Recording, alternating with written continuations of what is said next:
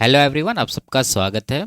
RRB group D 2024 का maths का solution कर रहे हैं, जिसमें 27 नवंबर 2025 से 14 दिसंबर 2025 तक जितने भी शिफ्ट में एग्ज़ाम हुए सभी शिफ्ट के सॉल्यूशन कंप्लीट हो चुके हैं। इनके सारे वीडियोस प्लेलिस्ट में मिल जाएंगे। आज की क्लास में 15 दिसंबर 2025 के तीनों शिफ्ट के सवालों को सॉल्व करेंगे। इसमें जो रिपीटेड क्वेश्चन थे उसको स्किप कर दिया गया है। ठीक है, तो शुरू करते हैं। उससे पहले चैनल पर नए हो तो चैनल को सब्सक्राइब कर लीजिए। आगे बढ़ते हैं। पहला सवाल है, किसी पार्किंग लॉट में कुल 28 कारें और मोटरसाइकिलें हैं। यदि कुल 92 पहिए हैं तो कुल कितनी कारें हैं। ठीक है, देखिए लॉजिकल सवाल है। आप यहाँ पर देख रहे हैं कि इनके पास कार और मोटरसाइकिल दोनों मिला करके टोटल 28 वाहन है। ठीक है, अगर हम लोग मान लें कि ये 28 के 28 सारे मोटरसाइकिल हैं तो कितने पहिए आएंगे। 28 गुना मोटरसाइकिल में होते हैं 2 पहिए, तो 2 से गुना करेंगे तो 56 पहिए निकल कर आएंगे।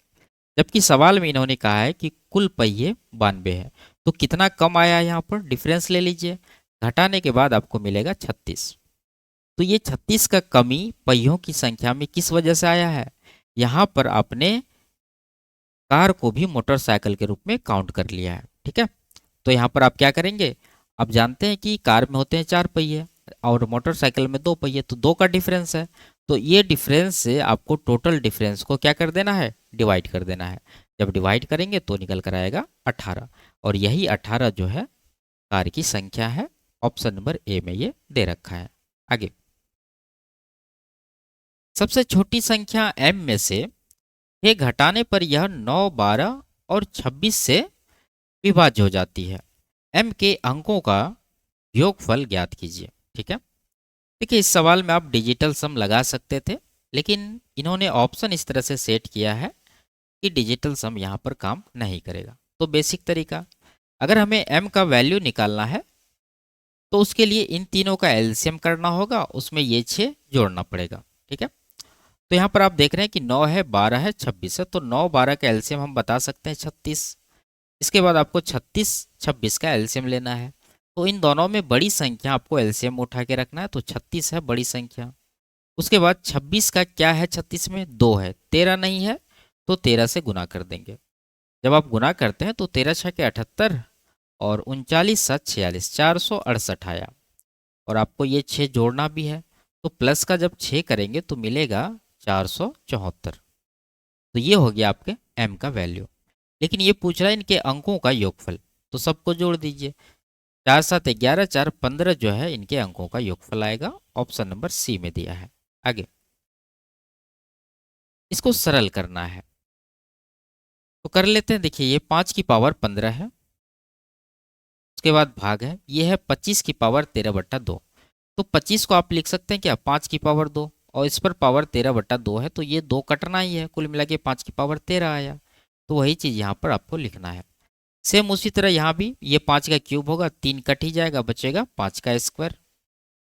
उसके बाद प्लस 5 की पावर क्या है, 17 है, भाग ये 125, 5 की पावर 3 होगा, तो 3 कट ही जाएगा, बचेगा 5 की पावर 16, और लास्ट में प्लस के साथ है 5 की पावर 3।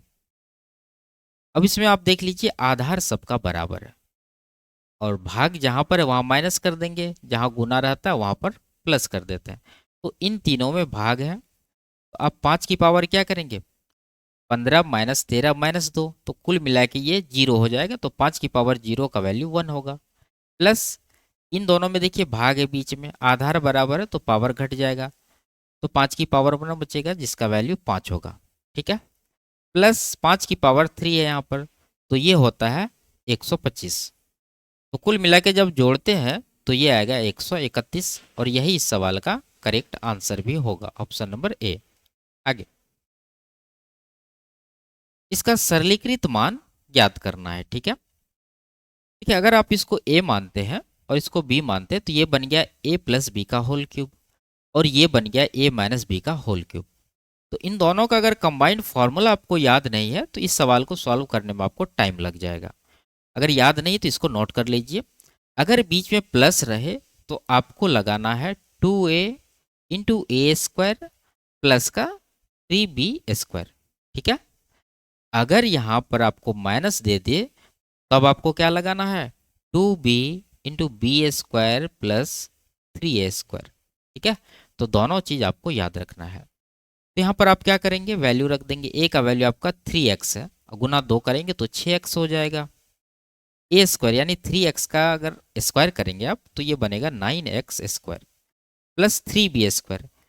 5y आपका b है, इसका अगर होल स्क्वायर करते हैं तो ये 25y² आएगा, उसका 3 गुना करना यानी कि 75y² आपका यहाँ का वैल्यू आएगा। आगे हम लोग कुछ नहीं करना है क्योंकि आंसर आपका यहीं पर ये दे रखा है। आगे,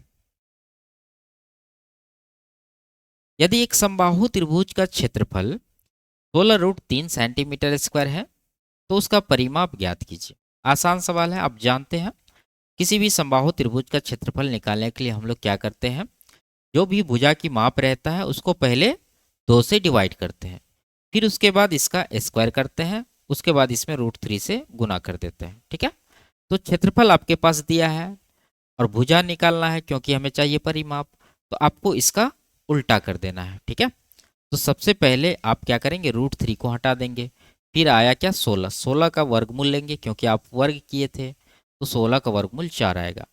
फिर उसके बाद इसका 2 गुना कर देंगे क्योंकि आप यहाँ पर हाफ किए थे, तो 4 का 2 गुना 8 जो है इसका भुजा आएगा।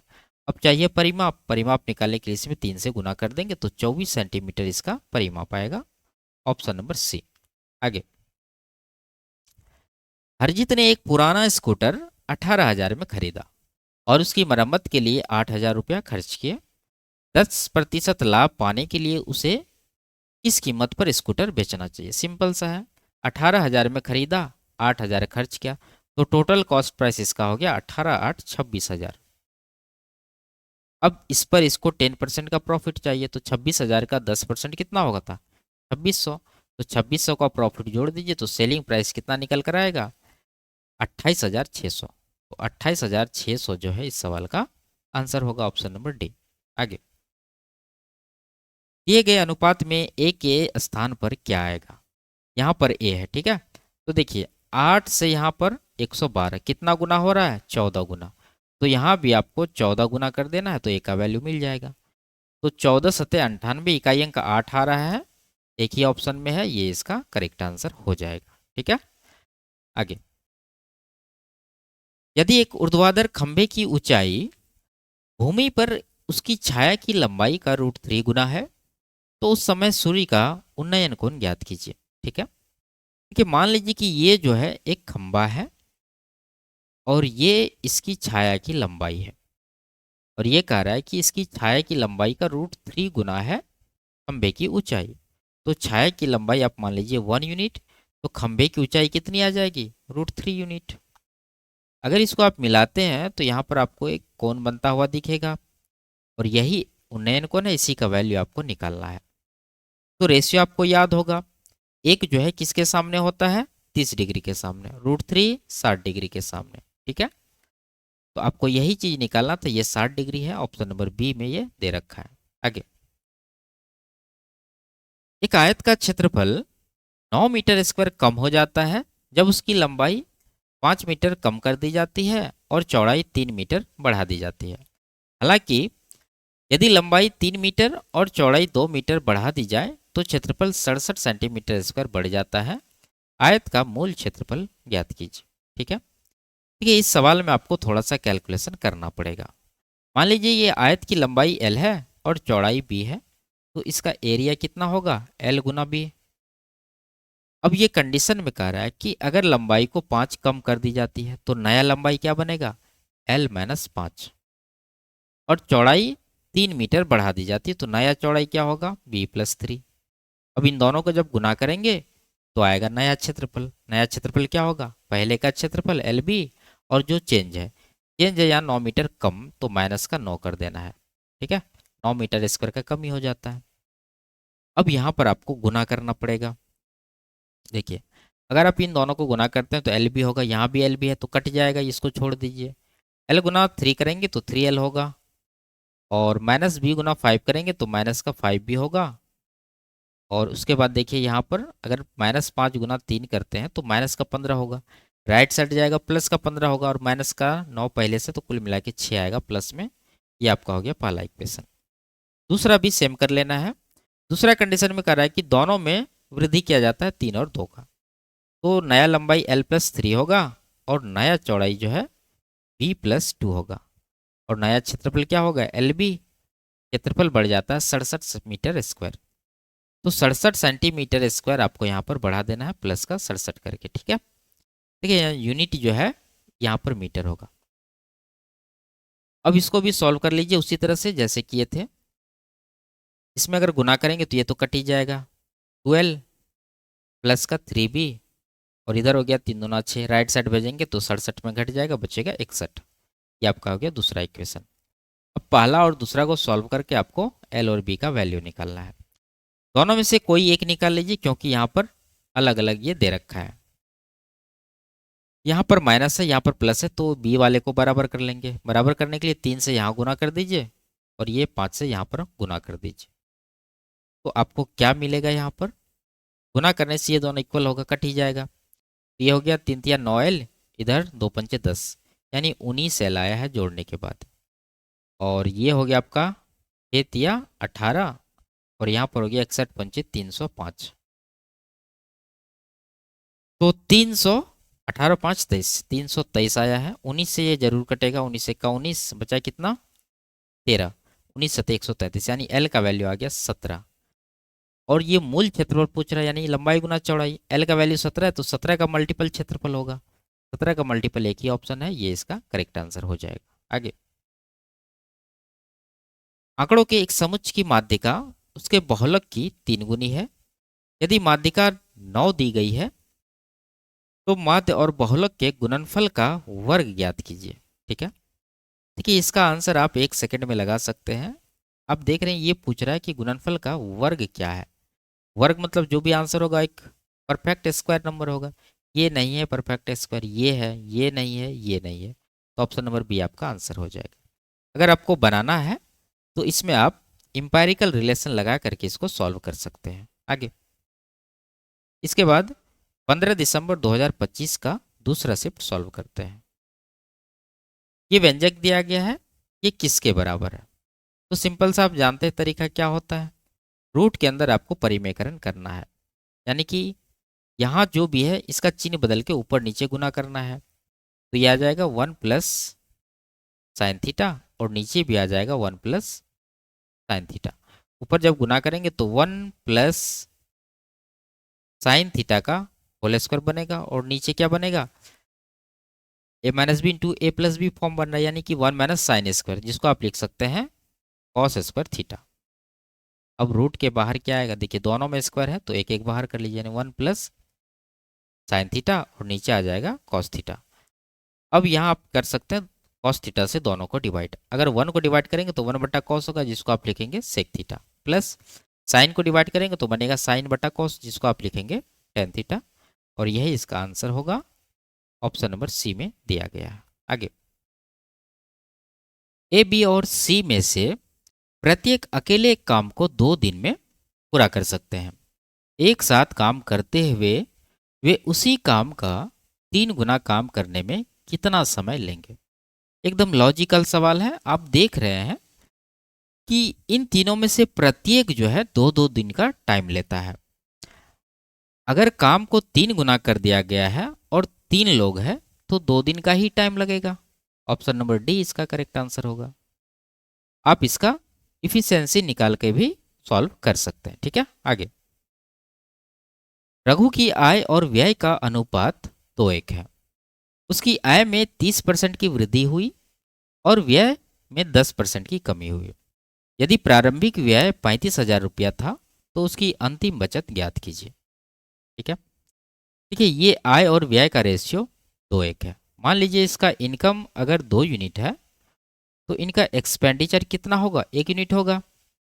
तो 2 में से 1 खर्च कर रहा है तो बचत इसका कितना हो जाएगा, 1 यूनिट हो जाएगा। तो ये स्ट्रक्चर आपको पहले बना लेना है, ठीक है। इनकम बराबर एक्सपेंडिचर प्लस का सेविंग। अब कैलकुलेशन को आसान बनाने के लिए आप क्या करेंगे, एक एक जीरो लगाएंगे, क्योंकि आप देख रहे हैं कि आगे जो वृद्धि है और कमी है ये परसेंटेज में निकालना हमें। तो जीरो लगाने से आप परसेंटेज आराम से निकाल पाएंगे। अब क्या वृद्धि है, आय में 30% का वृद्धि है, आय है 20 यूनिट, अगर 30% बढ़ाएंगे तो कितना बढ़ेगा, 3 दूना 6 यूनिट। व्यय में 10% की कमी हुई, व्यय है 10, इसका 10% एक होगा, यानी कि एक का यहाँ पर कमी होगा। अब देखिए इनकम 6 बढ़ा और खर्च भी एक कम हो गया, तो इसका सेविंग कितना बढ़ जाएगा, 6 + 1 7, इसका सेविंग बढ़ जाएगा। ठीक है, तो नया सेविंग इसका होगा 10 7 17, इसी का वैल्यू आपको निकालना है। और इनिशियली ये दे रखा है प्रारंभिक व्यय 35,000, और प्रारंभिक व्यय आप देख रहे हैं कितना है, 10 यूनिट है, तो ये 35,000 जो है ये 10 यूनिट का वैल्यू है, आपको 17 यूनिट का निकालना है। हटा के आंसर निकाल लीजिए।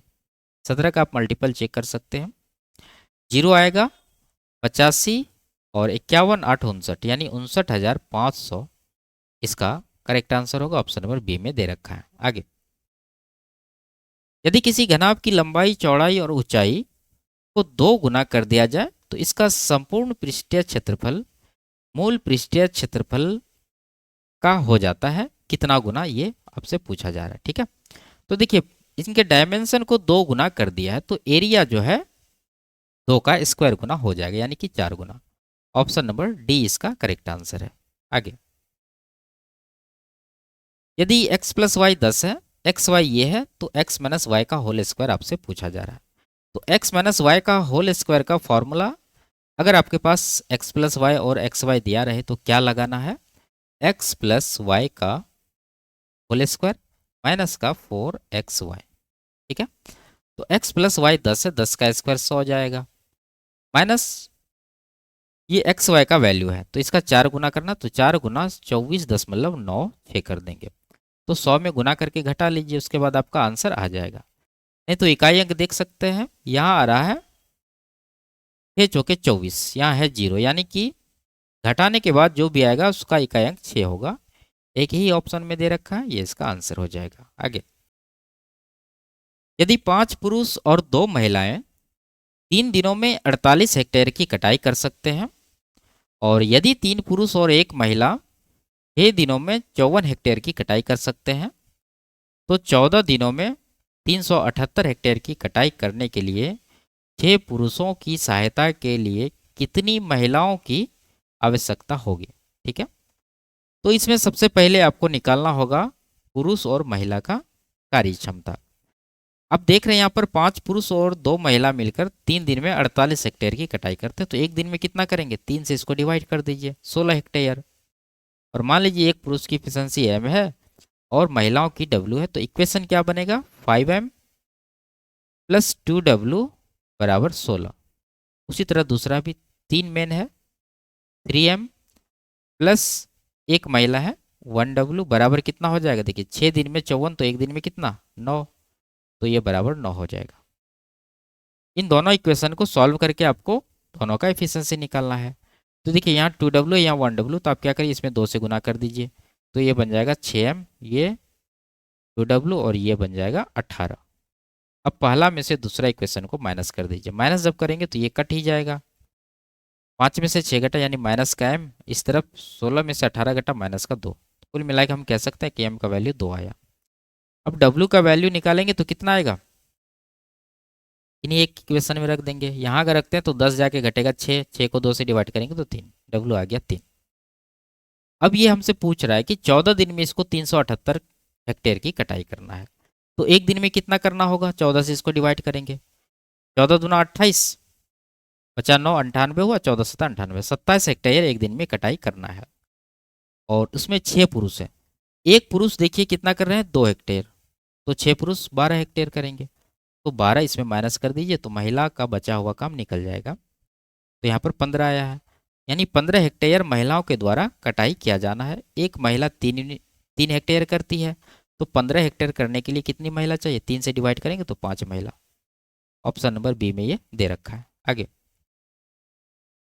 एक त्रिभुजाकार बगीचे के शीर्ष निर्देशांक ये दिया है, एक भूदृश्य डिजाइनर इस त्रिभुजाकार क्षेत्र के ठीक आधे हिस्से पर फूल लगाना चाहता है, फूलों से कितना क्षेत्र ढका होना चाहिए, यानी कुल मिला के इसका एरिया निकालना है और उसका हाफ जो होगा वो आंसर आपको देना है। तो आप जानते हैं त्रिभुज का क्षेत्रफल निकालने के लिए हम लोग क्या करते हैं, किसी एक कोऑर्डिनेट को आप जीरो बना लीजिए, ठीक है। तो यहाँ पर अगर आप इसको बनाते हैं जीरो तो सब में आपको -2 -3 करना पड़ेगा, ठीक है। यहाँ 2 माइनस करेंगे जीरो होगा, इसमें 3 माइनस करेंगे तो ये जीरो बन जाएगा। तो इसमें भी 2, इसमें भी 3, इसमें 2 और इसमें 3 माइनस कर दीजिए। जब आप माइनस करते हैं तो नया कोऑर्डिनेट आपको मिलेगा 6 और इधर 8, इधर मिल जाएगा आपको 12 और 4, ठीक है। अब एरिया निकालने के लिए आपको क्या करना है, बाहर बाहर गुना और अंदर अंदर गुना का डिफरेंस।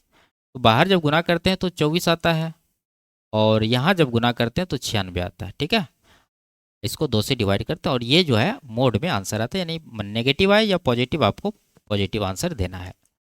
घटाने के बाद ये बनेगा कितना, 72/2 यानी कि 36। 36 का हाफ करना है क्योंकि ये आधे हिस्से पर ही फूल लगा था, तो 36 का आधा कितना होगा, 18। आगे, किसी दुकानदार के पास 10 रुपया और 5 रुपया के नोट हैं जिनकी कुल कीमत 350 रुपया है। यदि उसके पास कुल 45 नोट है तो उसके पास 10 रुपया के कितने नोट हैं। इस कॉन्सेप्ट वाले एक सवाल हम लोग पहला सवाल कर चुके हैं, उसी तरह से इसको भी सॉल्व करना है। यहाँ पर आप देख रहे हैं इसके पास दो नोट है, एक 10 रुपया का और एक है 5 रुपया का, ठीक है। आपको निकालना क्या है, 10 रुपया के नोटों की संख्या। तो आप 10 रुपया वाले नोट को ब्रेक कर दीजिए, किसमें, इसके बराबर एक वैल्यू लेंगे और बाकी जो बचा 5 वो अलग कर लेंगे, ठीक है। यानी हम लोग मान लें कि इनके पास दोनों नोट 5 रुपया के ही हैं, तो कुल कितने रुपया बनेंगे, 5 गुना टोटल नोट है 45, तो 45 से गुना करेंगे तो 225 बनेंगे, ठीक है। लेकिन ये कह रहा है कि इनके पास 350 है, तो कितना कम आया, डिफरेंस ले लीजिए। डिफरेंस अगर आप लेते हैं तो 125 का यहाँ पर कमी है, ठीक है। तो इस कमी को, ये जो आप 10 को 5 माने थे तो कितना कम माने, 5 कम माने, तो इसी 5 से इसको डिवाइड कर दीजिए तो आएगा 25। ऑप्शन नंबर ए में दे रखा है। आगे, इसके बाद इसका तीसरा शिफ्ट सॉल्व करते हैं। 36 सेंटीमीटर त्रिज्या वाला एक धातु का गोला एक ऐसे बेलनाकार बर्तन में डाला जाता है जो आंशिक रूप से पानी से भरा है। बर्तन का व्यास 4.8 मीटर है। यदि गोला पूरी तरह से पानी में डूब जाए तो ज्ञात कीजिए कि पानी की सतह कितनी ऊपर उठ जाएगी, ठीक है। देखिए सिंपल सा सवाल है, यहाँ पर आयतन को इक्वल कर देना है आपको। ये जो गोला है इसको बेलनाकार बर्तन में डाला जा रहा है, तो बेलन का आयतन क्या होता है, pi R square H, pi into R square. R क्या है, ये बर्तन का व्यास दे रखा 4.8, तो इसका रेडियस इसका आधा यानी कि 2.4 होगा और ये मीटर में है। आप देख रहे हैं गोला का त्रिज्या सेंटीमीटर में है, तो आप इसको 100 से गुना करके सेंटीमीटर में बदल लीजिए तो ये आएगा 240 सेंटीमीटर। इसका स्क्वायर करना आपको 240 गुना 240 इंटू एच। एच हमें निकालना है क्योंकि जब ये गोला को इस बर्तन में डाला जाएगा तो पानी ऊपर उठेगा और कितना ऊपर उठेगा वही होगा एच का वैल्यू। अब इसको इस गोला के आयतन के बराबर कर देंगे। गोला का आयतन होता है 4/3 इंटू पाई इंटू आर का क्यूब। आर है 36, इसका क्यूब कर लीजिए, 36 गुना 36 गुना 36। अब इसको कटाएंगे, हमारा आंसर आ जाएगा। इसको अगर कटाएं तो क्या होगा, देखिए पाई तो जाएगा पहले, फिर आप कटा सकते हैं इसको 3 से 12 बार में, 12 चौक 48 एक साथ ले लीजिए, 48 ये 5 बार में कट जाएगा। उसके बाद 12 से ये 20 बार में, 12 से ये 3 बार में काट देंगे। अब मत कटाइए, h बराबर 36 दिया 108 और नीचे आ जाएगा 20 पंचा 100। 100 से इसको डिवाइड करेंगे 1.08 जो है इसका ऊंचाई होगा। ऑप्शन नंबर डी में ये दे रखा है। आगे, यदि 10a का वैल्यू ये है तो इसका मान ज्ञात करना है। सिंपल सा है, आप जानते हैं 10 बराबर क्या होता है, साइन बटा कॉस। ये हो गया आपका साइन थी, साइन ए, और ये हो गया कॉस ए, क्योंकि हमें इन दोनों का रेशियो ही निकालना है। तो इसमें वैल्यू रख देंगे, साइन का 6 और कॉस का 7। साइन का अगर 6 रखते हैं तो 6 7 42 होगा, प्लस कॉस का अगर 7 रखते हैं तो 7 दूना 14 होगा। सेम है नीचे लेकिन माइनस है, तो आपको 42 माइनस 14 कर देना है। तो ऊपर बन जाएगा 56, नीचे बन जाएगा कितना 28। कटाने के बाद 2 आपको आंसर मिलेगा, ऑप्शन नंबर ए में दे रखा है। आगे, 7 पुरुष या 6 महिलाएं किसी कार्य को 15 दिन में कर सकते हैं। 7 पुरुष 8 दिन काम करते हैं और फिर काम छोड़ देते हैं। शेष कार्य को 6 दिन में पूरा करने के लिए आवश्यक महिलाओं की संख्या ज्ञात कीजिए। ठीक है, तो देखिए इसमें सबसे पहले आपको इन दोनों का एफिशिएंसी निकालना होगा। अब देख रहे हैं कि यहाँ पर या लगा है, जब या वाला कंडीशन रहता है तो हम लोग मेन और वुमेन का डायरेक्ट एफिशिएंसी निकाल सकते हैं। क्या हो जाएगा, महिलाओं की संख्या कितनी है 6, तो ये पुरुष का एफिशिएंसी है। पुरुष का संख्या क्या है 7 है, तो ये महिलाओं की एफिशिएंसी है। तो ये रेशियो आ गया। अब इसके बाद आपको निकालना है टोटल वर्क। टोटल वर्क की अगर बात करें तो कितना होगा, किन्हीं से भी आप निकाल सकते हैं। अगर आप पुरुष उठाते हैं तो 7 पुरुष, पुरुष का एफिशिएंसी 6 है तो 6 से गुना करेंगे, और इनको टाइम लगते हैं 15 दिन का, तो 15 से भी गुना करेंगे। ठीक है, जब आप 15 से गुना करेंगे तो ये आ जाएगा टोटल वर्क। अब इस वर्क में हुआ कितना काम, 7 पुरुष 8 दिन तक किए हैं, तो जो काम होगा वो 7 पुरुष के द्वारा, इसका एफिशिएंसी 6 है, 6 से गुना करेंगे, और ये 8 दिन तक किए हैं तो 8 से भी गुना करेंगे। तो जो काम हो गया है उसको माइनस कर देंगे तो बचा हुआ काम निकल जाएगा। तो माइनस करने के लिए आपको गुना नहीं करना है। देख रहे हैं आप 7 गुना 6 इसमें भी है, इसमें भी कॉमन है, तो आप यहाँ पर डिफरेंस ले लीजिए।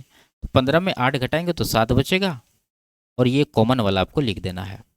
यानी इतना काम अभी किया जाना है। अब ये जो काम किया जाना है ये 6 दिन में ही किया जाना, तो 6 से इसको डिवाइड कर दीजिए, और कितनी महिला है वो आपको निकालना है। तो एक महिला की एफिशिएंसी आप देख रहे हैं 7 है, तो 7 से भी डिवाइड कर दीजिए, तो महिलाओं की संख्या यहाँ पर निकल कर आपके पास आ जाएगा। तो 7 कट जाएगा, 6 भी कट जाएगा, तो कुल मिला के 7 दिन इसका आंसर होगा। ऑप्शन नंबर बी में दे रखा है। आगे,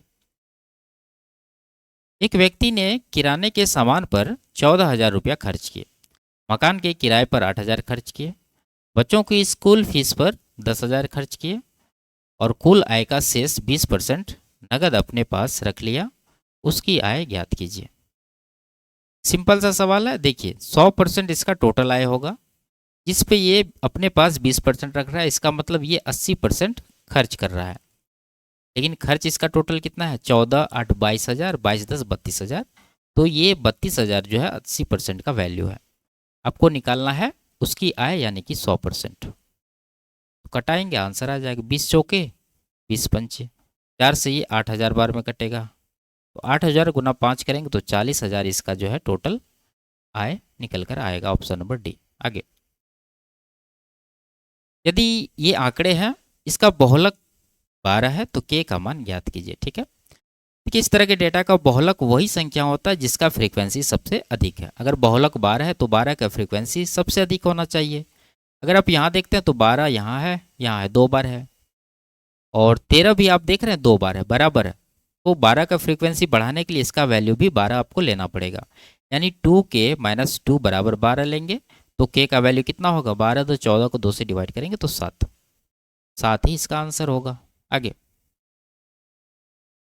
इसका मान ज्ञात करना है, तो इसमें क्या करना होता है आपको, देखिए पॉइंट के बाद यहाँ 3 अंक है, यहाँ पर पॉइंट के बाद 2 अंक है, तो किधर कमी है ऊपर, तो ऊपर में आपको एक पर एक जीरो लगाना है। जितना अंक का कमी रहे उतना जीरो, तो एक अंक का कमी एक जीरो, और यहाँ अगर स्क्वायर है तो आपको स्क्वायर कर देना, क्यूब रहेगा तो क्यूब कर देना, तो 10 का स्क्वायर 100 यहाँ पर आंसर आएगा आपका। आगे, यदि इसका मान 0 है और ये दिया है आपके पास, तो के स्क्वायर का मान आपसे पूछा जा रहा है। देखिए इसमें आप जानते हैं कि अगर a + b + c बराबर 0 रहता है, तो यहाँ से a³ + b³ + c³ बराबर क्या होता है 3abc। वही चीज़ आपको यहाँ पर भी करना है। यहाँ पर आपका देखिए a क्या है 2a, b है b, c है c, और इसका क्यूब करके यहाँ पर वैल्यू दिया गया है। तो क्यूब में क्या होता है 3abc, तो यहाँ पर अगर आप 3abc का वैल्यू निकालते हैं यानी इसका वैल्यू, तो कितना हो जाएगा 3 × a का मान है 2a, b का मान है b, c का मान है c। अब इसको और इसको इन दोनों को कंपेयर करिए, तो a b c, तो बचा क्या, बचा आपके पास यहाँ पर k, और यहाँ पर बच गया 3 × 2, तो k का वैल्यू यही होगा 3 दूना 6। लेकिन स्क्वायर में आपको आंसर देना है, तो 6 का स्क्वायर कितना हो जाएगा 36। Option number C. आगे, एक ठोस बेलन का आयतन ये है। यदि ऊंचाई 12 सेंटीमीटर है तो आधार की परिधि ज्ञात कीजिए। ठीक है, और पाई का वैल्यू ले लेना है। 11 का मल्टीपल आंसर होना चाहिए, 2 ऑप्शन है आपके पास, ठीक है। अब निकालना ही होगा। बेलन का आयतन होता है पाई आर स्क्वायर एच। पाई का वैल्यू लेंगे 22/7 इंटू आर का स्क्वायर इंटू एच दिया है 25 बराबर 34,650 कर देंगे। यहाँ से आर का वैल्यू निकलेगा, फिर इसके बाद परिधि निकाल लेंगे। तो 11 से 2 बार में 11 से 3 1 5 यानी 3150 और 25 दूना 50 हुआ, 50 से इसको एक साथ काट दीजिए, 5 6 30, 5 दिया 15, 63 आया। तो आर स्क्वायर का वैल्यू आ गया 63 यानी कि 9 गुना 7 और ये 7 जाएगा तो फिर से यहाँ गुना होगा। तो आर का वैल्यू कितना होगा, इनका वर्गमूल, तो 9 का वर्गमूल 3 और यहाँ का 7 आ जाएगा 21। अब जानते हैं कि रेडियस अगर 7 रहता तो परिधि कितना होता है 44 और रेडियस देख रहे हैं यहाँ 3 गुना है, तो इसका भी आप 3 गुना कर देंगे। 3 गुना अगर करते हैं तो 44 दिया 132 जो है इसका परिधि आएगा। ऑप्शन नंबर डी में ये दे रखा है। आगे, तो ये लास्ट सवाल था। वीडियो आपको कैसी लगी कमेंट में ज़रूर बताइए।